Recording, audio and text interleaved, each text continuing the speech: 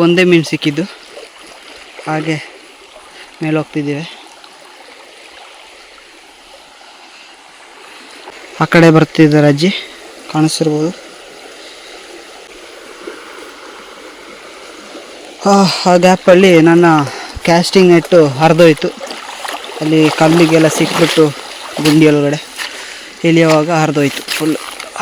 ಏನು ಮಾಡೋಕ್ಕಾಗಲ್ಲ, ಅದನ್ನು ಹಂಗೆ ಕಟ್ಟಿ ಅವು ಅಲ್ಲಿ ಇಟ್ಟಿದ್ದೀನಿ. ಆಮೇಲೆ ಹೋಗುವಾಗ ತೊಗೊಂಡೋಗೋದು. ಕ್ಯಾಸ್ಟಿಂಗ್ ಮಾಡೋದಕ್ಕೆ ಅದು ಇನ್ನೂ ಹೊಲಿಬೇಕು, ಆಮೇಲೆ ಕರೆಕ್ಟ್ ಮಾಡಿ ಆಗಬೇಕು. ಅದು ಸರಿ ಮಾಡಿದೆ ಆಗ ಅದನ್ನು ಕ್ಯಾಸ್ಟಿಂಗ್ ಮಾಡೋಕ್ಕೂ ಆಗೋಲ್ಲ. ಹಾಗೆ ಇನ್ನೆರಡು ನೆಟ್ಟಿಗೆ ಅಲ್ಲಿ ಮೇಲೆ ಹಾಕೋಣ. ಹೊಸ ನೆಟ್ ಇವತ್ತು ಬಂದಿರೋದು.